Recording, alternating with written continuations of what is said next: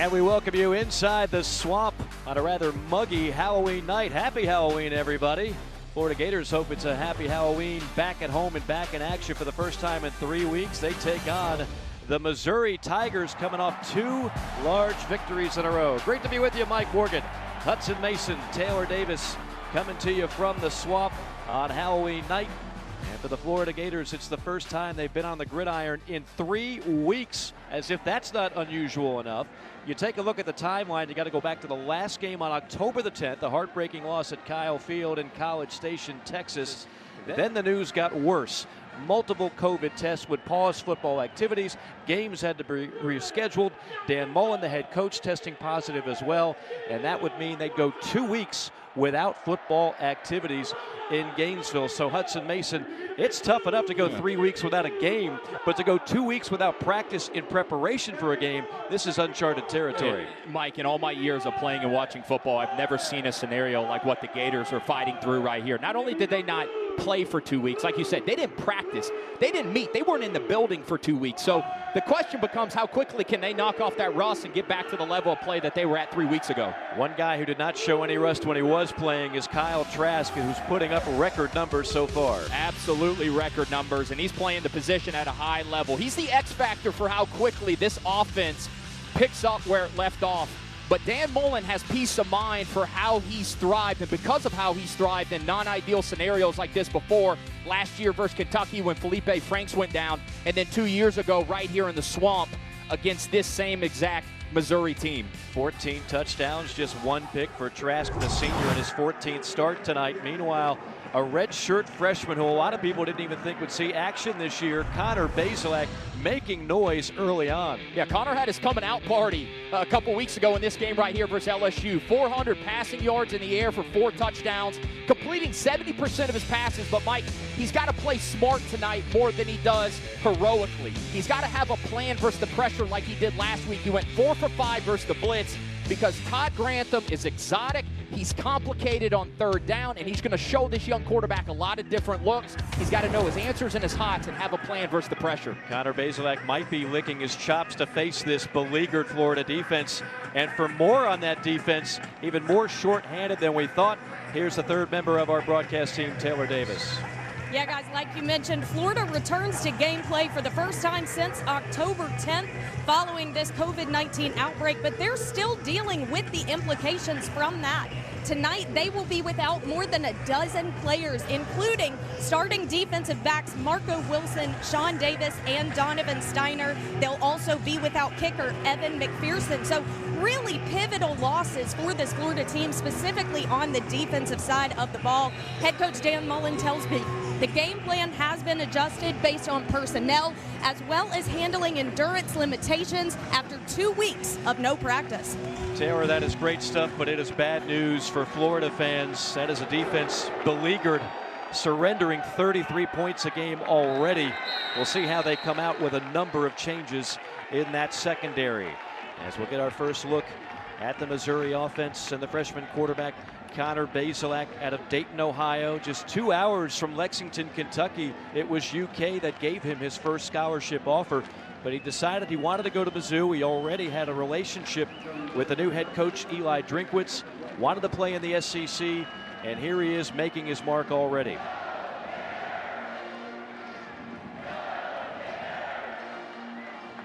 Basilak joined in the backfield by Larry Roundtree, who's having a career year and coming off a 37-carry performance in the win over Kentucky. Basilak with a clean pocket on 1st down, delivers a strike, but in and out of the hands of Damon Hazelton, the former Va-Tech Hokie. It was Jaden Hill on the coverage. Missouri has had their own issues, not COVID related, on the offensive line. 3 new starters this week for Mizzou. On 2nd down, it's Roundtree trying to push the pile on the right side. Squeezes out a yard, but not much doing for the senior out of Raleigh, North Carolina. It's a guy in Larry Roundtree who had 37 carries last week against Kentucky. That was more carries than Kentucky had offensive plays, and some mismatch going on up there on the offensive line as Kyrie Campbell comes back internally for the Gators. This is the 3rd down position, 3rd and long already in the first drive that Missouri didn't want to live in. An audible from the freshman Basilak. Gators rush forward. Basilak going deep near sideline and just out of the outstretched arms of Hazelton.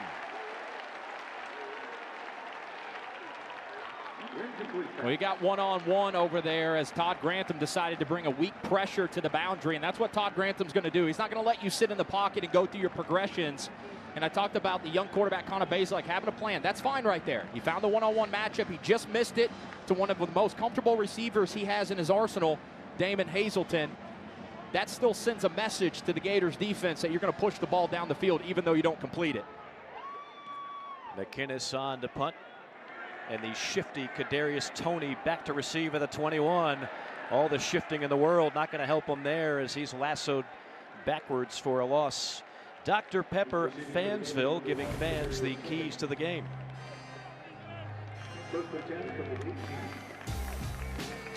In honor of a little bit of Halloween, as Kyle Trask comes on the field, he's got a lot of different weapons. And the challenge tonight for this Missouri defense, the trick is how do you eliminate a Florida offense that has Pitts and Toney and Grimes, and who do you eliminate it with? And then the trick for Florida is giving up 59% on third down, last in the SEC. Basilak was money last week, going 8 for 9 on third down versus Kentucky. Gators averaging 42 points per game. That's top 10 of the country, second best in the Southeastern Conference. Gillespie on the tackle of Pierce on first down. Gators will rotate backs. We'll see Pierce, we'll see Malik Davis, and some Naquan Wright as well. It's really, you know, for the first time in a couple years around here that they've got two really good running backs that they feel comfortable interchanging and rotating in there, and Davis and Pierce.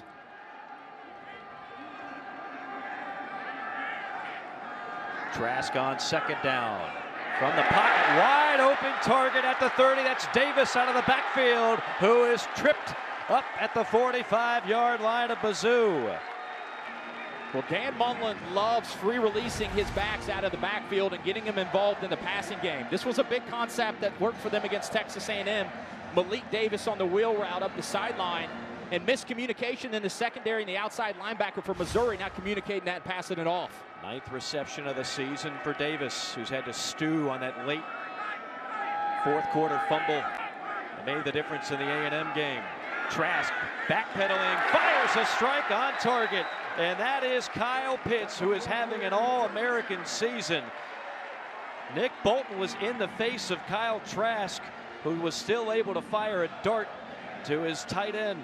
They're going to bring pressure. Missouri is up the middle, and the internal part of that Florida offensive line isn't able to squeeze down and protect Trask, and he puts just enough air under it, and he finds the matchup against Martez Manuel. The safety here early on in the game is how they're going to try to defend Kyle Pitts. First and goal for the Gators. Trask methodical on this first drive, and that one was dangerously thrown, trying to hit Grimes. But that was 8 on 8. Jarvis Ware was right there in coverage. Well, yeah, Ware gets beat on the previous play on fourth down. He flushes it, he moves on, and he almost intercepts a bubble route right there and takes it about 90 yards back to the house. Jacob Copeland, one of the receivers out there for Florida, just missed his block. That was dangerous. This is a Missouri defense that throttled Kentucky last week. Wildcats simply had no answer. Missouri's defense feels like they can enhance their reputation with a good performance tonight. Trask looking end zone. Everybody covered, now throws short. Intended for Pitts again, but really nobody open on that play. Well, outside of third down, this is the biggest part of the story tonight for Missouri to win. Florida comes in 15 for 15. If you're bad at math, that's perfect. That's 100%. They are inside the red zone. They have mismatches galore, and one of the big stories tonight is how does Missouri defend? Who do they choose to eliminate? So far through the first couple plays, they've been double teaming Pitts, and that means like guys like Grimes and Toney should be open. This is the 12th play of this opening drive. Trask looking left, end zone, and deflected. Great defense by the true freshman Ennis Rakestraw. Missouri beat out Alabama and Texas for his services. And they double team Kyle Pitts. Florida lines him up to the bottom of the screen, and so Trask is forced to throw the corner right there to Tony. And, you know, Tony's a little bit undersized. He's not exactly the guy you want to be throwing a jump ball to at only 6 foot. But a phenomenal play right there of Rakestraw to stay in his hip pocket, not panic, find the ball with his eyes, and go up and make a huge stop there on the first possession. First career field goal attempt for the junior Chris Howard. Again, no Evan McPherson available tonight. And the kick is good. Confidence builder for that young man, and an impressive opening drive for the Gators, who lead it 3-0.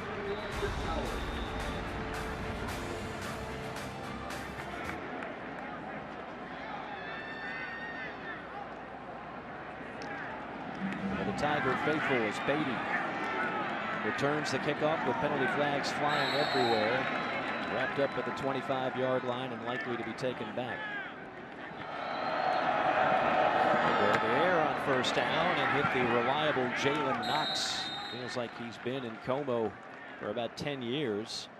It's his 20th reception of the year. They like their receiving core. Knox, kind of the steady guy, and then Hazelton, the transfer from Virginia Tech, as well as Kiki Chisholm, talented transfer from Angelo State.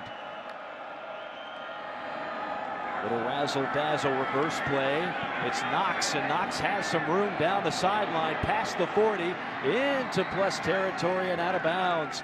Big-time gain for Missouri.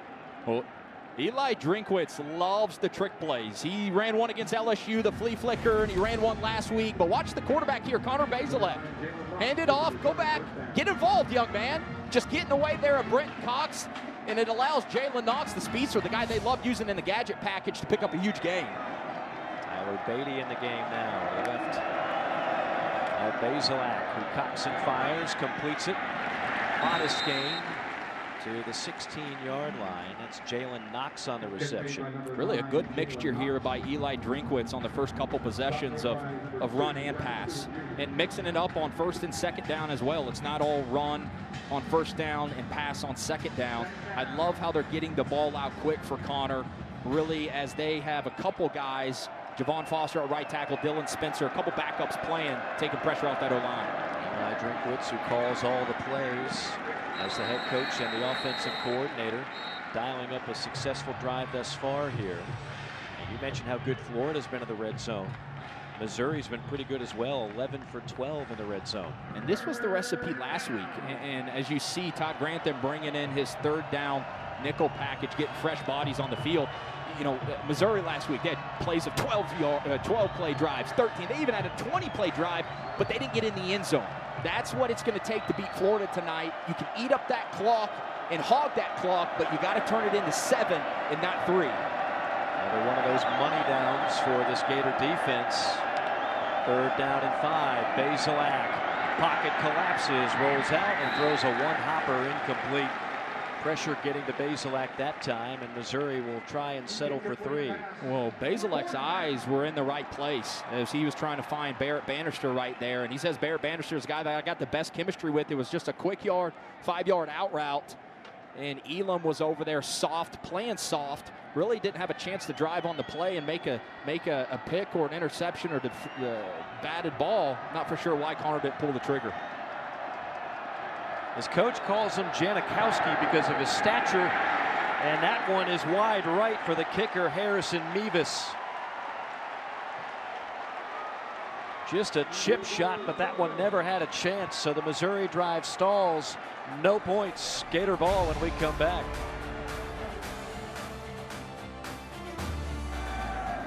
You can't play more flawless so far, and he's going back to his top target, over the shoulder catch by Kyle Pitts.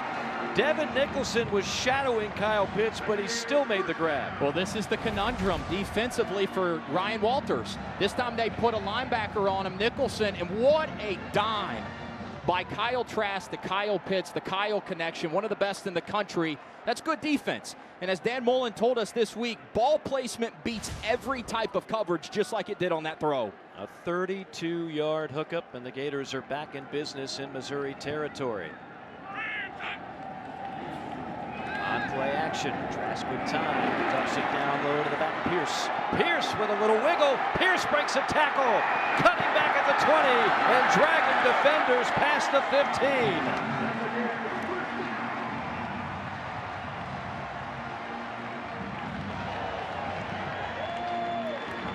What I love about this decision is watch how quickly, less than a second and a half, he gets the ball out, zone coverage, and then Dameon Pierce does the rest. Missed tackles galore. Great quick decision, processing information by Trask. Trask again. And that time got a little bit of greedy, trying to thread the needle to Kyle Pitts, but great coverage on the play by Tyree Gillespie, number 9, who's an interesting story. A senior from just down south here, Ocala, Florida, went to Ocala Vanguard, same high school as one Dante Culpepper, and they did not offer him a scholarship, wound up going to Missouri, and he's been a great find for them. He's a guy that leads this defense, has played a lot of games, but these guys in the secondary, including him, have got to have kind of a quick mind tonight, flush it and move on, because they're going to get beat. They got to be able to fill this and play it throughout the game. On 2nd and 10. Trask flushed out, goes end zone, double coverage on the play, nothing there for Xavier Henderson, the freshman from Miami, Florida. You know, you forget, Mike, that Kyle Trask is only in his 14th career start tonight. I mean, and when you see him make quick decisions like he did on the check down to Dameon, I mean, that's a decision that a guy who's in the 5th year of Dan Mullen's system makes, not a guy who's only in his 14th career start. And that's not a play that'll make SportsCenter top 10, but that's playing the position the right way. I wanted to get your thoughts on something both he and offensive coordinator Brian Johnson said about the position after the play. It's a big play on 3rd down and 10. And Trask stumbles and now will be lassoed down to the 15-yard line. Great pursuit by that Missouri defense. That'll be number 39, Chris Turner, the senior. And this is what they need, to be able to get pressure with 4. That time, Jeff Colt beats DeLance off the end, and Chris Turner there to kind of wrap Trask up. Trask isn't the most mobile guy. You see that wears that kind of that big, bulky brace. He's not exactly, you know, the most athletic guy in the whole world, but they make up for it in other ways. Sometimes using Emory Jones, who's limited tonight, but a big stop. 2 for 2 now in the red zone stop-wise for this Missouri defense. Howard hit his first career field goal attempt, this one from 32, and it is also true. So 2 for 2 for the backup kicker, forced into starting duty tonight. And the Gators lead it 6-0. Hope to get a treat with a victory here tonight and improve to 3-1 against a Missouri team, which has made a lot of noise with back-to-back wins over LSU and Kentucky. How about what LSU was unable to do against Auburn today? They got throttled in that matchup. Return by Beatty for Missouri, and will take it out to the 26-yard line. So another drive for Missouri. They've dominated time of possession so far in this game, but they haven't had any points to score to show for it so far.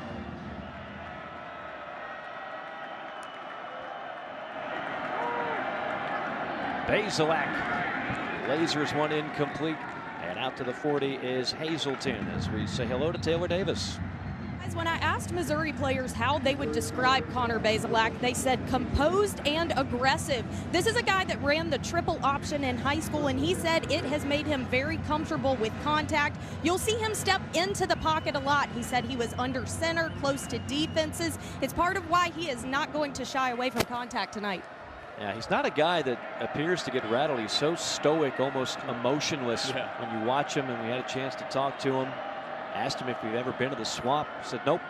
The closest I've ever come was playing AAU basketball tournaments in Orlando, 2 hours south of Gainesville. So this is a new experience for him, but he's had a few new experiences already. Yeah, his personality, when you meet him in person, doesn't really reflect his personality on the field, if that makes sense. I mean, you kind of got to poke him when you're meeting with him and go, hey, man, does anything get you fired up? But that's not who he is on the field. He's a gunslinger, and he's extremely aggressive.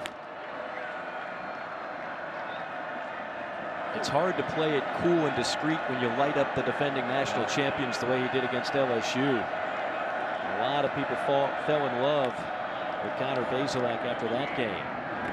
Rifles one incomplete here. That's one of the few misses he's had so far tonight. He tried to hit Knox on the slant. Brad Stewart was in coverage. Yeah, I think Eli Drinkwitz is calling a great first couple of possessions. Ball's coming out quick. He's mixed in some trick plays, staying patient, trying to stay patient with the run, but 1 for 3 so far from Missouri on 3rd down. Here they are in 3rd and 9, 3rd and 10 again. Hard to figure out where that 4th pass rush was coming from Todd Grantham's defense. Not a whole lot of blitzing so far from this Florida D. We'll see if they dial one up on 3rd and 9. Eli Drinkwitz freezing him at the line of scrimmage to try to get into the perfect play.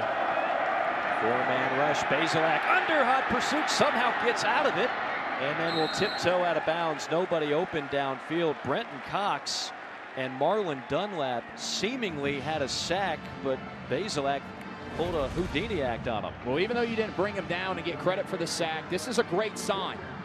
Todd Grantham has desperately needed a guy like Brenton Cox, the former 5-star, to step up and to be able to get pressure with just 4 down.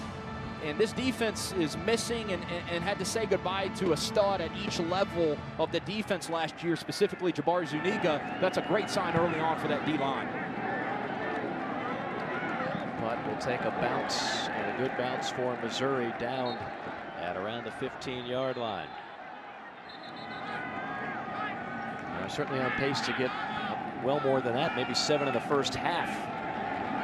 First down run jammed up at the line of scrimmage was Naquan Wright into the waiting arms of Trajan Jeffcoat, the sophomore out of Columbia, South Carolina. Yeah, they'll argue about who's the best pass rusher, Trajan Jeffcoat or Trey Williams. But you see here him screaming down the line of scrimmage and really not respecting the bootleg or the naked action. That might be the next step, the play call, when you see that defensive lineman pitching and running hard is running the bootleg out the back door.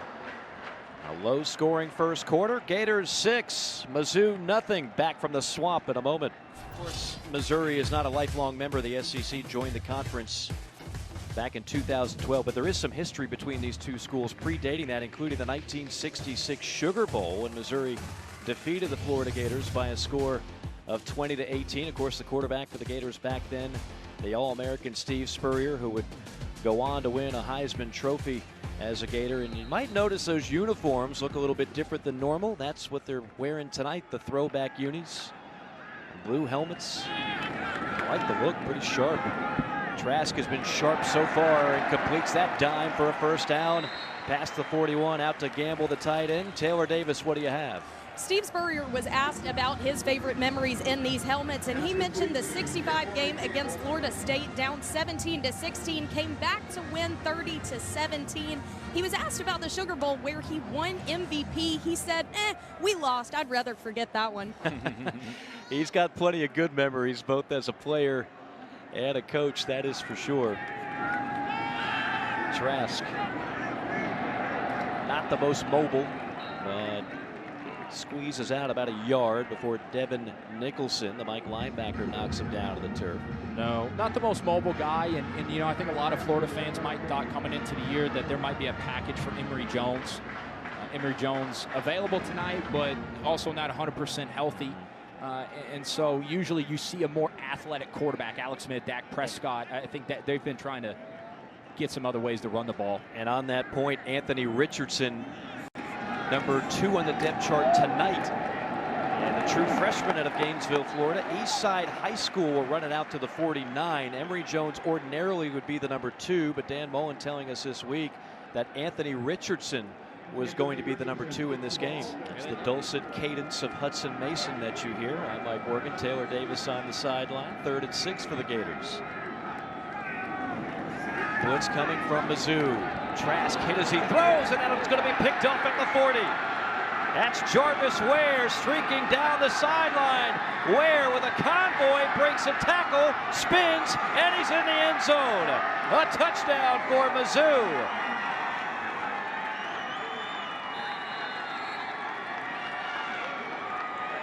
Well, this all starts with some pressure that up front for the Florida Gators, they just don't hold up.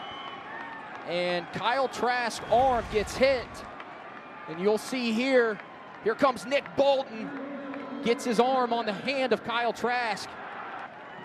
And Ware does the rest. Takes it back for a pick 6. Those are the turnovers that Ryan Walters, the defensive coordinator, talked about. We got to steal some possessions, but that was all. Give all credit to Nick Bolton, the linebacker there on the blitz, for getting his hand up and hitting Trask's arm. What a season already for the junior out of Frisco, Texas. And Missouri struggling before that on offense, gets a pick 6 on defense. What a play by Nick Bolton and Jarvis Ware. It's the kind of play we've come to expect from Nick Bolton, the all-SEC linebacker. One of the things he told us during the week was, I'm out there to make splash plays. I want to make plays that change the complexion of the game. That one certainly did. Bolton was a guy that when COVID hit and so many of the other players went home, he stayed just to work out, stayed in Como, worked out every day. He's a self-proclaimed chef. His teammates say he cook up a pretty good course. Yeah, it's really, you look at the box score, Florida's dominating in total yards, they're dominating in passing. It's a big drive for the Gators to get some points before the half. Really, the pick 6 is the only thing that's haunted them. Gators do have a timeout left. Trask shows and then fires in the flat far side. This is Tony, and one of the hardest guys to tackle in the open field, Kadarius Toney, gets the first down. Taylor Davis, what do you have? Something I've noticed down here on the Florida sidelines, guys, is the energy. It's been a bit low at times. Goes back to what we've mentioned. This team went 2 weeks without practice. Coach Mullen told us this week was a bit slower as well. I think stamina may also be playing a role tonight. I certainly would agree with that. This does not look like the Florida team that we saw the first 3 weeks of the season, as that one was thrown right into coverage. You had Devin Nicholson and Ennis Rakestraw right there to knock that ball away. Dangerous throw from Kyle Trask. He's not been his normal sharp self. We've had a couple of drops for the Gator receiving core. It has to be expected, though, Hudson. Again, we've mentioned this a number of times. It's uncharted territory. Seen this a couple of times, Sun Belt Conference USA, and the team that's coming off a 3-week layoff has looked awfully rough. Yeah, and, you know, again, I think it's more of the third down lack of execution and really a mishap on a protection. Otherwise, you're up 6-0. On second down, Trask going to tuck it and run. He will lumber to the 40-yard line to set up a third down and long. Joshua Bledsoe knocks him to the ground. So the difference in that play right there, nothing was open, and he gets up in the pocket, and we know he's not the most athletic guy. But that's a good decision because you pick up 4 yards, and on the play before, there was nothing there, and he got flushed out and threw it back across his body, and he's done that a couple times tonight. That's kind of the mental maturation process of playing the position. Even though he's not super athletic, he's got to be content with taking 3 or 4 yard gains if he can when they take everything away. Gators are 0 for 6 on third down. Make it 1 for 7. That ball right on the money, and dragging tacklers all the way to the 24-yard line is Jacob Copeland. Well, this is a heck of a throw by Kyle Trask because he uses his eyes to move the safety in the middle of the field to the left. See, you can see get his eyes back over to the right, and Copeland is at the right place at the right time. Kyle Trask talked about that this week.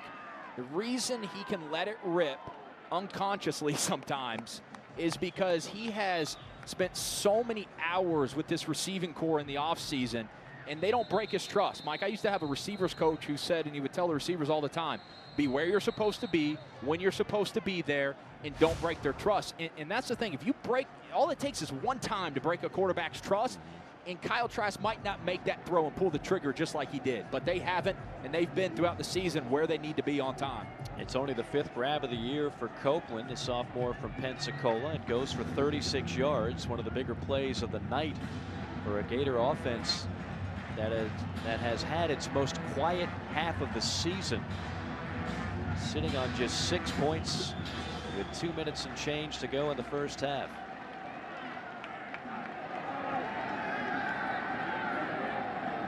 This is Davis in the flat on the grab. Trask is really itching to get the ball to Kyle Pitts. Every time they've been down here in the red zone, Missouri has played Florida man predominantly, and they're putting a safety, that time Tyree Gillespie, over the top and daring Kyle Trask to throw that matchup. Didn't like it there, dumped it down, but I guarantee you Trask is cognizant of that. Pitts 3 grabs on 5 targets so far. Little tunnel screen here set up for Toney. Toney so electric, still on his feet. Kadarius Toney, how do you do it? might be the shiftiest player in college football, Kadarius Toney on the score. Remind Florida fans of a smaller guy in stature, Percy Harvin. The jitterbug, one missed tackle on the jailbreak screen. Nick Bolton misses a tackle. He never does that. 3 missed tackles. And Dan Mullen talked about it this week. They call it their get-it-to-ems, their touch chart. No matter what the progression, no matter what the play is, we are throwing the ball to Kadarius Toney, and I think he's one of the most improved players overall in this whole conference this year. That was all number 1. This play didn't look like it had a whole lot going for it from the start, but Kadarius Toney makes a lot of people look silly. Just a simple jailbreak screen, and you're exactly right, Mike. This is nothing more than having the right Jimmys and Joes. Should have been a face mask there. His helmet's coming off. Everything's falling apart except for his composure. Kadarius Toney.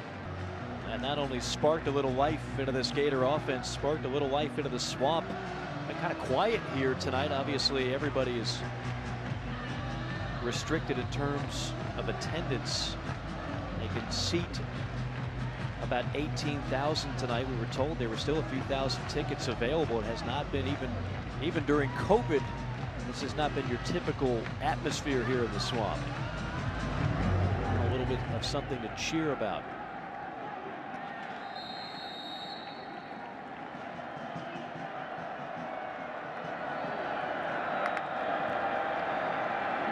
With time. Caught at the 30 and out to the 34 is Hazelton. There's the completion you're looking for. Now you're going to see them get into their 2-minute offense. In college football, when you got 2 timeouts like they do, that's an eternity. No need to rush. Empty backfield. That one is knocked away. Trying to hit Hazelton again. They've got good chemistry. Hazelton, well, they kind of got a steal with him. A 2-time All-ACC wide receiver at Virginia Tech. Twice led the team in touchdowns and wound up transferring to Mizzou. 3rd down and 1 with 1:21 to go, first half. Oh, try and run it. Ball on the ground. Who's got it? There is a pile at the 30, and Florida says they have it. They do.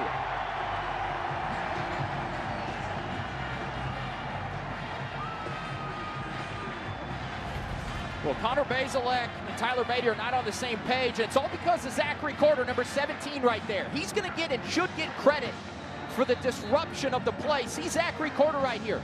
That forces Tyler Basilak at the last second to think about pulling the ball, and you can't do that to your running back.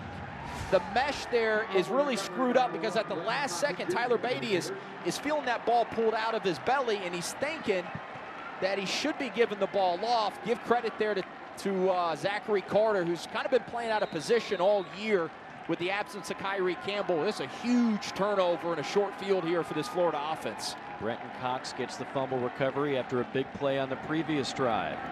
Gators in business at the Mizzou 30. Trask in the pocket. Wide open. Touchdown, Toney. Contract to Kadarius Toney. Touchdown, Gators.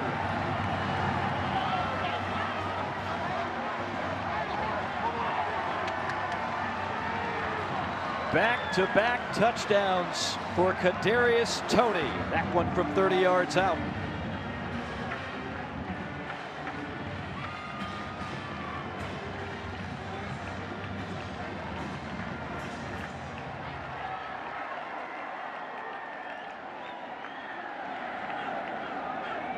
Howard on for the extra point. Right down the middle. A little bit of a skirmish near the line of scrimmage, and everybody gets in there and says, come on now. Well, we got some tempers flaring over there. I believe that was Coach Mullen, and now this is starting to get a little bit out of hand. Yeah, Florida needs to get out of here. They got a big game next week against Georgia, and I think that's what Dan Mullen was trying to do, is prevent any one of his players from doing something stupid. This is getting ugly. There's punches being thrown. Yeah, that's getting beyond ugly. That's another one thrown. Zachary Carter in there for Florida. Oh, this is getting bad. I mean, there's going to be some severe ejections. This is absolutely the last thing that Dan Mullen wanted for his ball club going into the cocktail party next week. They are having a whole lot of problems trying to break this up. And something happened after that play that incited Dan Mullen and the Gator squad. And I believe Kyle Trask might have taken a shot late, and that, I mean, you don't see Dan Mullen with that look very often. He was absolutely irate. I thought he was running out there because he was trying to break up his players from doing something dumb. Didn't want him to get a cheap ejection and be out the first half. But I think you're right, Mike. I think somebody took a hit on Trask. His offensive linemen were trying to defend him, and by the time Dan Mullen got out there, it was a little too late. There's a lot to unfold here, and I think the SEC office in Birmingham is probably going to be up late. A lot to sort out when we get ready for the second half. The studio is going to sort out a busy day of SEC football.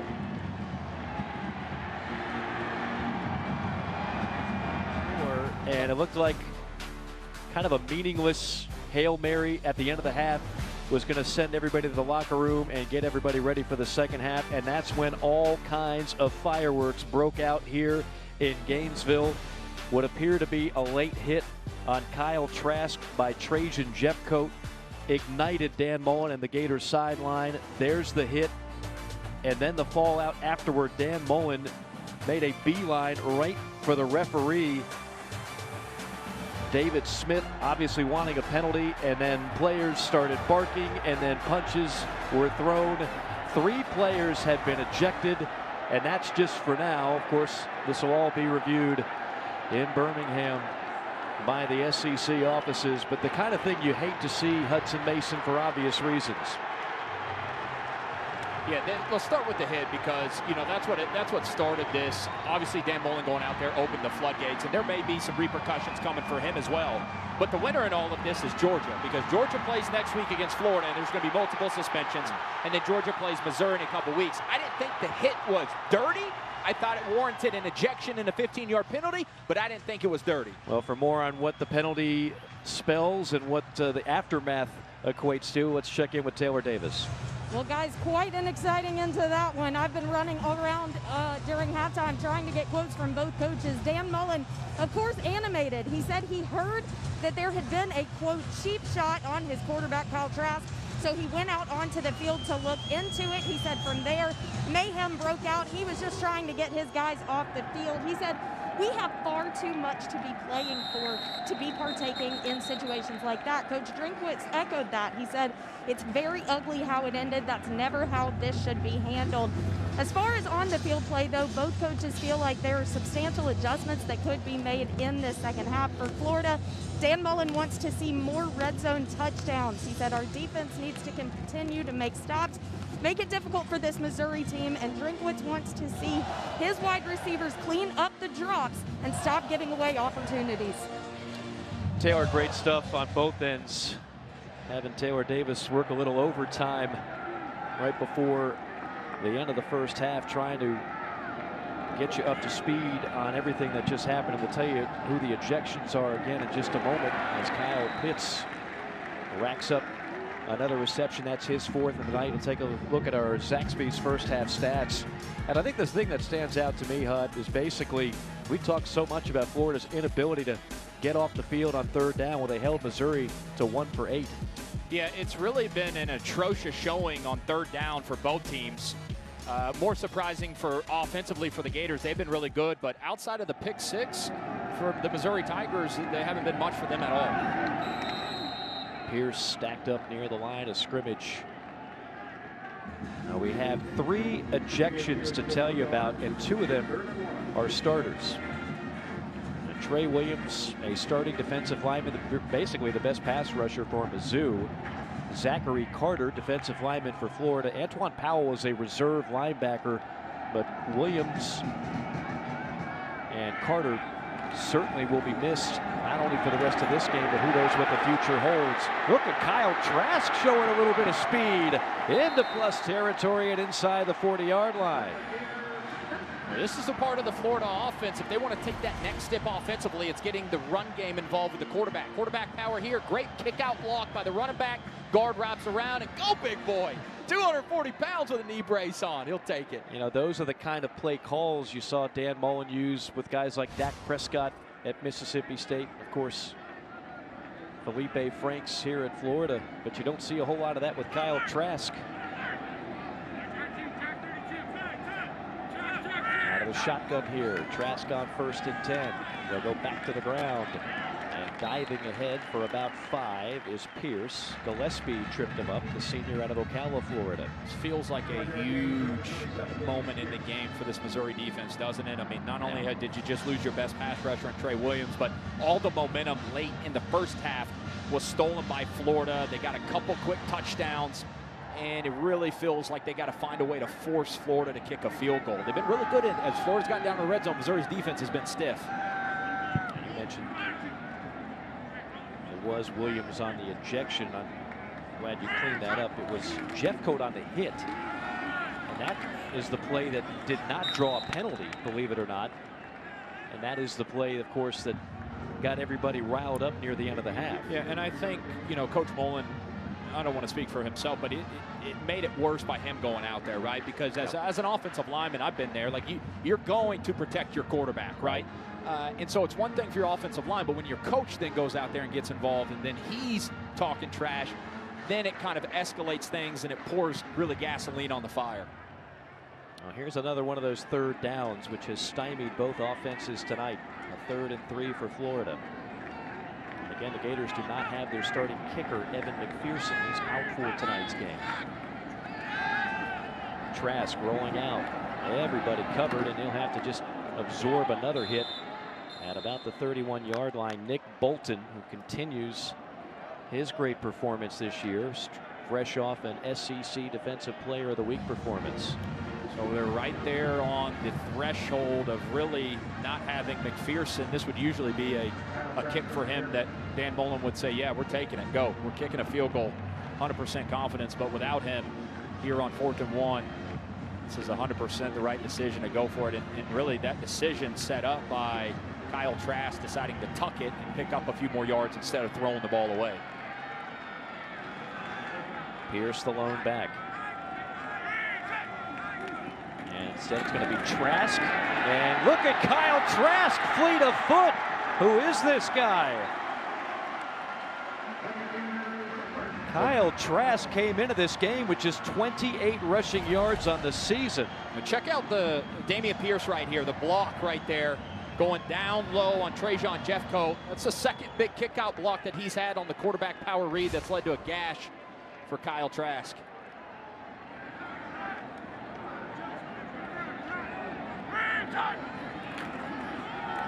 Tony trying to get to the edge. Foot race, 10-5, tight ropes the sideline.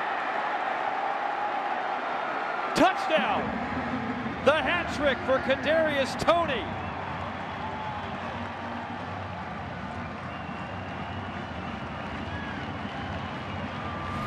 Kadarius Toney touch chart. Get it to him as much as you can. Speed sweep. This time they get a hat on a hat. They block Nick Bolton. Great perimeter blocking again by Pierce. Does he step out? Wow.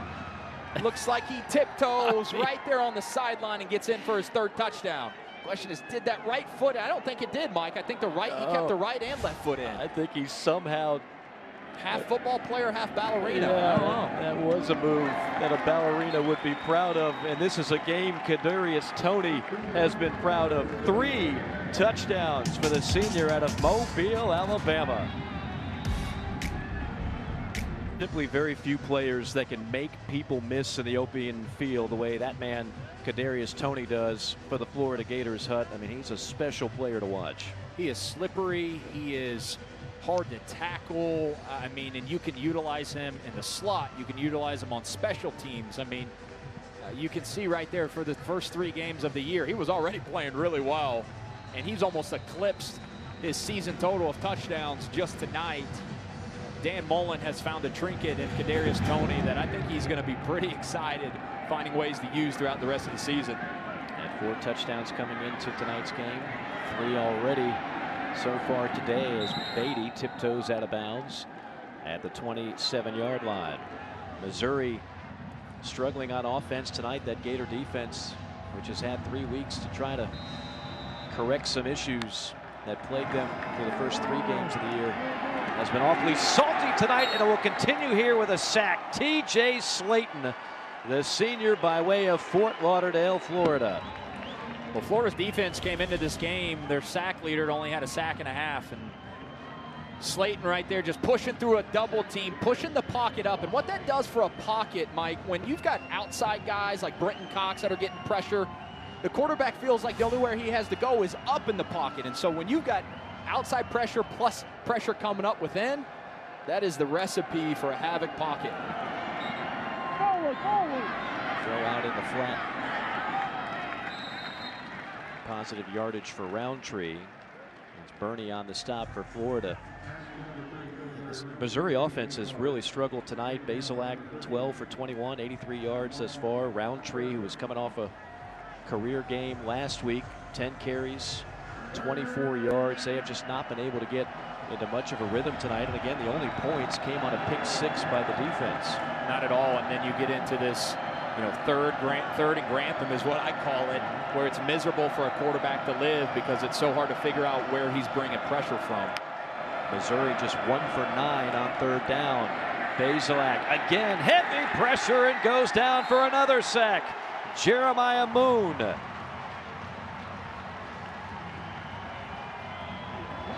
It's been inside pressure and it's been outside pressure from this front 7 for Florida all night. But this time you can see Moon at the top of your screen. He's just kind of spying Basilak.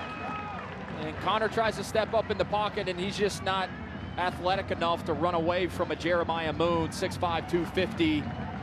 This is starting to be reminiscent and look like the Todd Grantham defenses of the past. I mean, people forget here, in Florida he's caught a lot of heat, and I think to an extent undeservingly so, but he didn't forget to coach football overnight. This is a guy who had a top 10 defense last year at Florida and a top 10 defense when he was at Mississippi State. Yeah, 7th nationally last year, averaging just 15.5 points against situations. Oh my goodness, Kadarius Toney, this is not even fair.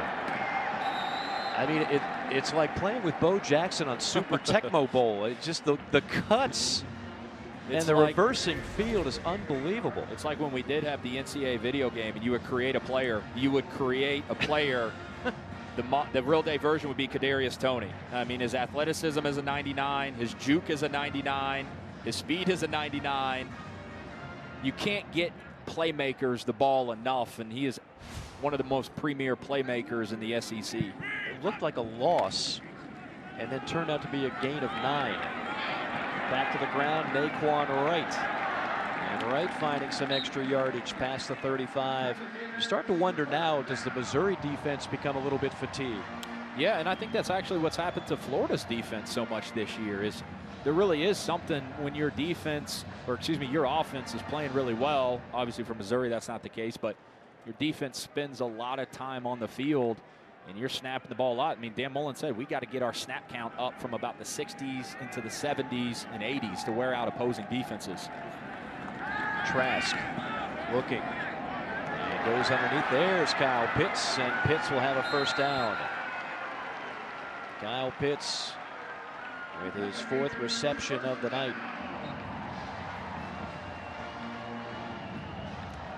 Rather quiet night for Kyle Pitts, but this time it's just a simple drag route, and Missouri can't communicate if a safety or a linebacker's on him, and this is really where, Missouri defensively feels like they're kind of on the brink of folding. Florida's just imposing their will. Stumbling forward is Wright for a gain of about a yard. This is the double whammy for Mizzou. I mean, you would assume Florida's going to get points here, whether it's 3 or 7, and they're running time off the clock and just kind of wearing down this Missouri defense. It feels like they've been on the field almost the entire 3rd quarter.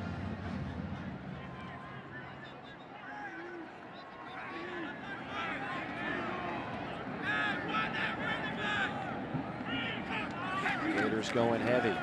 Little end around. Getting to the edge, getting to the 5, diving for the pylon, and they'll call him out of bounds at the 1. Naquan Wright flirted with a touchdown. Martez Manuel from Missouri saved a touchdown. Naquan Wright, the redshirt freshman out of the Miami area, third running back to play tonight. Yeah, you'll see his left foot step out there right at the 2-yard line, but he provides a nice piece of depth at the running back position behind Malik Davis and Damian Pierce, and he was a highly touted kid coming out of the Miami area. And you know, his really it's what he brings to the table that's a little different than Pierce and Davis. He can really do both. And he's getting a little bit more and more as he shows his trust and shows his dependability, get more and more reps. First and goal from the 1. Wright trying to find a crease on the left side, can't do it. Stacked up by that Missouri front. Good defense there. And some help from Nick Bolton and Tyree Gillespie. Yeah, Nick Bolton, he's one of the best overall defensive players. Watch him just see it, react it, pull the trigger. I mean, what he doesn't bring Mike to the table in terms of size, I mean, he makes up for in heart, in determination, and I think size at the middle linebacker position is overrated. It used to be, oh, you got to be 6'4", 230. You know, think of the Urlachers and think of those guys. Now, it doesn't matter how tall you are. Can you run sideline to sideline, or do you have speed? That's what you're looking for in a middle linebacker in modern college football. Play action, and there is another touchdown pass. This time it goes to Justin Shorter, sophomore wideout from Monmouth, New Jersey.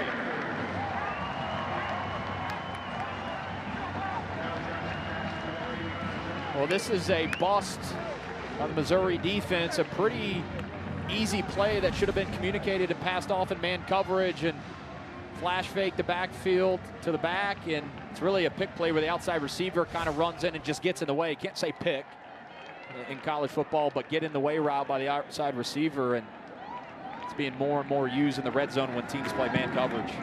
First touchdown reception of the year for Shorter. Third TD pass of the game for Kyle Trask, who now has 17 on the year. 17 touchdown passes in the first 4 games, and that actually ties an SEC record. And what Dan Mullen has done for his career is nothing shy of remarkable. Missouri will have it at the 25.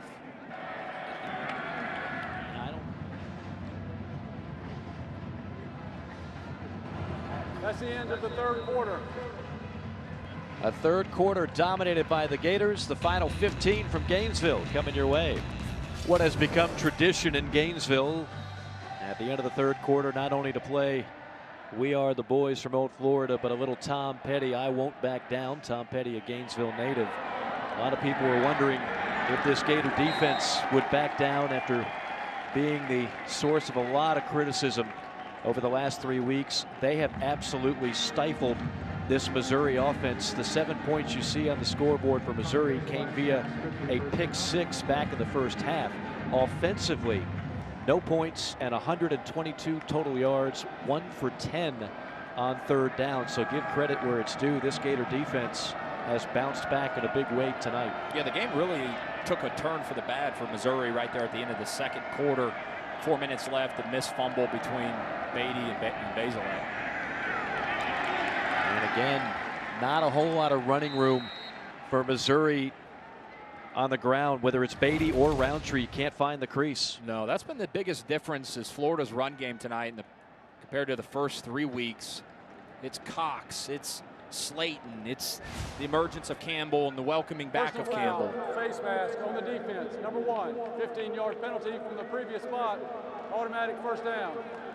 Well, that'll help Florida. Brenton Cox whistled for a face mask penalty and give Missouri a rare first down in the second half. I mean, the number 1 way to protect a young secondary is to get a pass rush and to also have a disruptive front 7 in the run game. And there hasn't been really a lot of one-on-one opportunities that this young secondary has been forced in, because this front 7 for Florida has been super disruptive on first down in the run game and third down in the passing game. Well, one thing we were told about Missouri, too, they were going to have some shakeups in the offensive line. They're missing their normal starting right tackle. They've got Javon Foster and Larry Borum's place. They've had to shuffle some guys around, and that was already an area that Coach Eli Drinkwitz thought, while they have exceeded expectations, it was a bit of a concern coming into this year. And quite frankly, they've gotten beaten on the line of scrimmage tonight.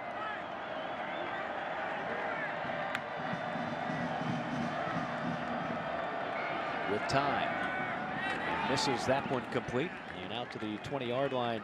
Nico Hay, the tight end, sophomore from St. Louis, had a big game against LSU. Kind of emerged as the pass-catching tight end for this Missouri offense. Daniel Parker, who has been that guy, didn't even make the trip down here to the swamp. And, you know, Nico Hay's been really more of a blocking tight end, but outside of that play, Mike, there hasn't been a lot of Missouri receivers just running wide open tonight. Roundtree, he's been kept in check, bottled up after a modest game. Jeremiah Moon gets his hands on him. That's the other thing this Florida defense did a great job of. They never really allowed Larry Roundtree to get into a rhythm. Yeah. I mean, you saw it last week, 37 carries against Kentucky, and he said the next week, or he said the next morning, I could have played another quarter. Right. And those are the type of running backs where when they get into the 15, 18, 20 carry range, they get more dangerous as the game goes on. Florida did a really good job with their game plan coming in to shut that down quickly. Ran the ball 62 times against Kentucky. They've got 32 rushing yards before that scamper by Roundtree, or Beatty, I should say. I think the greatest challenge for Florida's defense moving forward, obviously you got the cocktail party next week against Georgia, who's going to run the football. I mean, and they're not going to hide it or be shy about it, is, you know, protecting your young guys in the secondary and being able to just stop the run. That's been the biggest surprise to me. Getting Kyrie Campbell back has really helped this front seven. Is Elijah Young, the true freshman, on that last carry, his first action of the game. Now, Missouri's problem spot all night long. 2 for 11 on third down, another third down here. On play action, Basilak knocked away. Good coverage on the play, intended for Dove. The pass was knocked away. Brent Cox got good pressure on the quarterback, and Elam on the coverage for the Gators. Brent Cox has had a heck of a night, and they've been needing him to emerge as a 3-down guy. Not a guy who, you know, takes plays off on first down when teams are going to run the football. He stayed home on a lot of these naked boots tonight and gotten his hand up and really forced a lot of tough throws on the quarterback. You surprised by the decision here? 4th and a yard, going for the field goal. 24 compared to 1. Yeah. Certainly caught off guard by that move.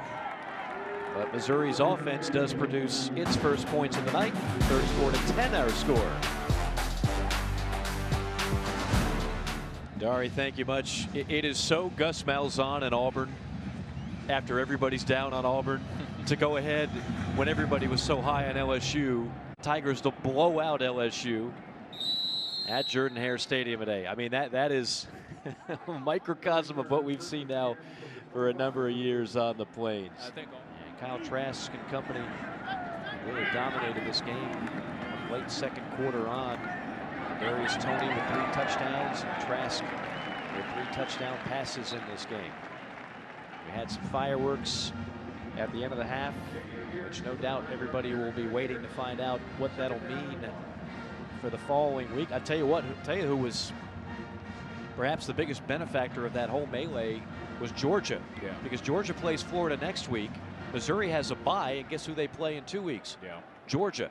Yeah. So whatever suspensions carry forward, they'll be out against Georgia for both of these teams. And it's so unfortunate for Florida, because I'm sure the laundry list of names is going to grow as we get into tomorrow, and the SEC office in Birmingham reviews the tape. And what you saw tonight and what I saw tonight is a Florida team that is by far and away, from what I saw tonight, the #1 team in the East to contend with Alabama. I mean, if the defense is making strides like they have over the past 3 weeks, like they've shown tonight, I mean, this is a dangerous team, and they're a more dangerous team potentially than Georgia. But then you take into consideration the amount of bodies that are going to be out next week, potentially in the cocktail party. It hurts Florida. We don't know how many of those bodies will be back in that secondary against Georgia. The good thing is you're not going up against some high-powered passing offense for the Dogs. I mean, Georgia is what they are right now. They're a really good team with a limited passing offense that can, struggles to push the ball down the field vertically. So I think that bodes well for some of the young guys that are playing in this secondary for the Gators.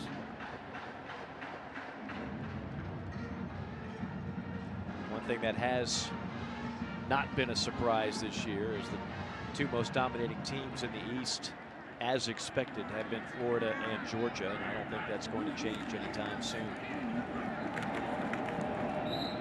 It'll be a big one next week in Jacksonville.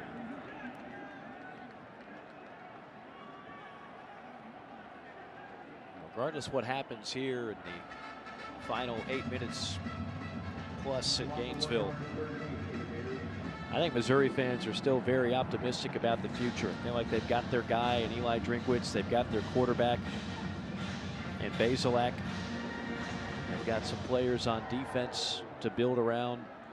And I just sense a little bit of a buzz back in Como that maybe hadn't been there the last couple of years. Trask launching, completes it at the 35, and banged down is Jacob Copeland after a big one. Good to see Jacob Copeland, who's really been the third featured receiver in this offense, get involved tonight. And it's really the second big bust in the secondary for Missouri. The corner and the safety just don't pass it off and communicate it, and that's very uncharacteristic of Tyree Gillespie back there for Missouri in the secondary, a guy who's played a lot of snaps. That's kind of been the story of the night defensively for the Tigers. Trask, a little in cut and finding his way to the end zone. It's a touchdown for Grimes. Simple route, but the yards after catch continues to be lethal for the Gators tonight. Well, that's where this offense really thrives. This wide receiver group for the Gators, they average the most yards after contact of throws that are 10 yards or less, and that's exactly what that one was right there for Trayvon Grimes. That gets him his second touchdown catch of the season. And that is a new SEC record. Kyle Trask with his 4th touchdown pass of the night. That makes it 18 in the first 4 games.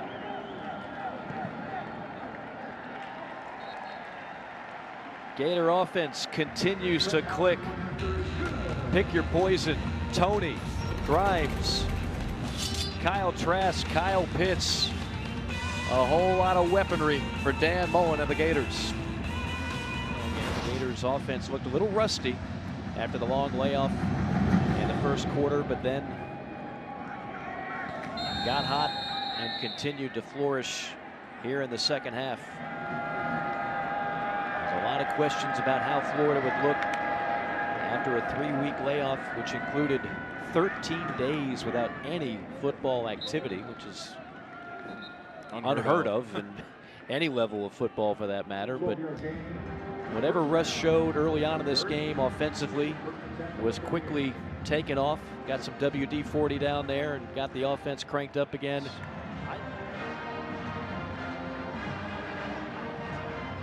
See the Florida defense and what they've been able to do tonight. It is a far cry from what it looked like in the first 3 ball games. Of course, the million-dollar question will be, how will it look a week from tonight in Jacksonville? I thought tonight was going, and it didn't turn out this way, but I thought the run game of Missouri was going to be a nice little sample size and a tease for what the Florida defense would see next week against Georgia. Obviously, Georgia's run game is better than this, but how teams want to win and stylistically how they approach winning games, Missouri very similar to Georgia. Chisholm on the reception, and he paid for it right afterwards. The other thing, Mike, that people don't take into consideration, like if you turn on the Ole Miss tape for Florida, what you don't realize in a lot of these shootouts where teams are throwing it late is Florida's just rushing 3, right? And they're just trying not to give up the big touchdown. So there's a lot of garbage statistics thrown on to Todd Grantham's defense when you're in shootout games that aren't necessarily, and they don't necessarily tell the whole story. Illegal formation on the offense. 5 players in the backfield. 5-yard penalty. Replay, first down. But uncharacteristically of Todd Grantham's defense, they've always been good at sacks and turnovers. And that's where when I turned on the tape and I watched the first 3 games, they weren't getting a whole lot of sacks, only 8 sacks collectively coming into tonight. And turnover margin, they ranked 71st in the country. Right. That's really where Todd Grantham was trying to hone in on and get that fixed. Sacks, turnovers, and as he told us this week, he likes to have film of his guys hitting the quarterback so that the future opponents, they have to look at that, and that's in their head. And for a while there, they weren't getting a whole lot of hits on the quarterback. Certainly didn't get enough on Kellen Mond 3 weeks ago in the loss to Texas A&M. It's not the Gator defense that we've been accustomed to seeing the last couple of years here in Gainesville. Hit from the backside was Basilak, fires one incomplete.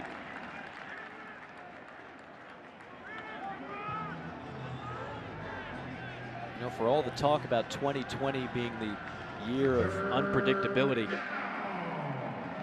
I still feel like we're looking at the same thing in the SEC as we all thought. Alabama's the team to beat in the West, and they already defeated A&M. And the East is going to come down to Florida, Georgia. That wasn't unpredictable at all. No, it's amazing how that's unfolded. Georgia looked really good early on. Florida didn't look so good, but the East is going to run through the cocktail party again. Threading the needle on 3rd and 13. That's Basilak to Kiki Chisholm. And it's interesting how both teams seem to be kind of, in some parts and facets, trending in a different direction. Like, we know who Georgia is. There's really no surprises with how they're going to try to beat you. Right. Run the ball, play really good defense. But does Georgia have offensively a third gear that can get above 25, 28 points if they have to get into a shootout? Second effort, Roundtree, who's got a nose for the end zone, and he finds it here. Larry Roundtree with his 4th touchdown scamper of the season. They've tried to stay patient with him all night and had to get out of it early on because they got so far behind. But the balance, the vision, and he really has every characteristic. You talk about Mike early in the game, how he finishes every run falling forward. That's a prime example of that. You just don't find those characteristics all the time in a back who's 210, 215 pounds. Kid's got a bright future at the next level. 2-star recruit who told us he only had one official visit coming out of high school. That was with Missouri. He signed with Mizzou and has had a prolific career with the Tigers. 45 yards, 4 touchdowns, only 1 interception. Mike, he now has had at least 4 touchdown passes in every single game he's played this year. He's well on his way to legitimately being a contender for the Heisman Trophy. No question about that, as we say hello to Taylor Davis. Yeah, guys, we've spoken tonight about Kyle Trask's unconventional path to this point, and I spoke with him about it this week, and he said he actually thinks that has contributed to his success in this role here at Florida. He said, look, I had to learn patience. I had to learn what it meant to prepare for your opportunity, even when you don't know it's going to come. I asked him what kind of legacy he wants to leave as a Florida quarterback. He said a game changer and a great leader. Guys, he's on pace to do just that. No question about it. And a guy who continues to put his name in the record books. So when you put your name in the record books amongst Florida quarterbacks, that's some pretty prestigious company. Just if you go back from Steve Spurrier's first year in 1990, from Shane Matthews to Danny Werfel and Rex Grossman. And the list goes on and on. Tim Tebow, of course. And Kyle Trask. You never know when opportunity is going to knock. I mean, he easily could have gone his entire high school and collegiate career without ever starting. Yeah, the story about how a Florida assistant coach, Randy Shannon, linebacker coach at the time, went to Manville High School, went to his high school in Texas, wasn't even looking for him. Right. He was looking at recruiting another player. Manville High School coach said, hey, why don't you take a peek at this quarterback I got? He's been overlooked his whole life, and I agree with you. Like, you don't have the success that you have tonight offensively unless you have a guy like Kyle Trask who gives Dan Mullen a peace of mind coming off of a 3-week hiatus. He's veteran, he's seasoned, and he's come off the bench when he hasn't played a lot before in his career. Big first down run by Iverson Clement. As all the backups in now, including Emory Jones at quarterback. That high school coach you speak of, by the way, is Kirk Martin, who told Randy Shannon at the time, Coach, I've got this young man that you might need to take a look at. Yeah, just a little bit of a look. And that's how it happened. That's how he wound up from a backup in high school to a guy on the Florida roster not expected to play a whole lot, and now a guy who's putting up record numbers. Florida just going to keep it on the ground here and continue to run clock. Been an interesting day in the SEC overall. I think the eye-popping score certainly has to be what Auburn was able to do at LSU. I don't think many people saw that score coming. Ole Miss finally gets back in the win column, blowing out Vanderbilt. Looks like Texas A&M is on its way to another win. Some people are trying to talk about the Aggies maybe having the old outside shot getting in the playoff. There's a tough snap. Jones can't handle it, and a turnover to Missouri. Pounced on by Cannon York. So in a game that has been nearly mistake-free for Florida, especially in the second half, that one will go on the wrong side of the ledger. High snap there from Emory Jones, and that'll drive Dan Mullen nuts, as there are always coaches who, in this day and age where you get hired and fired more so because of statistics, and I say that, you know, he's a head coach, he's not going anywhere, he's not looking for the next job, but most people look at statistics when they're looking to hire, you know, the next offensive coordinator. Those guys can't stand at the end of the game losing any yardage or turning the ball over late. Missouri certainly not going to pass up an opportunity to try and get one more score in before the clock reaches 000. Texas A&M has defeated Arkansas. Final score there 42-31. So Arkansas, which has been a great story under first-year head coach Sam Pittman, they fall. And you know, again, the Aggies probably won't be in Atlanta. It wouldn't be the first time that a team doesn't get to the SEC championship game and still finds a path to the playoff. Well, they started off slow, clearly, that Vanderbilt game, but the way they've rebounded since the Florida win has been impressive. You could literally see the weight come off Jimbo Fisher's back after he beat Florida. That was his first win versus an AP top-5 team since he's been at Texas A&M. Basilak loses the handle and scooped up by the Gators.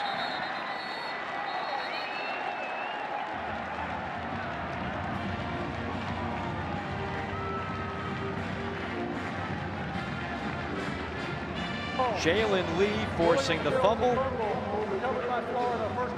And Wilcoxon on the recovery.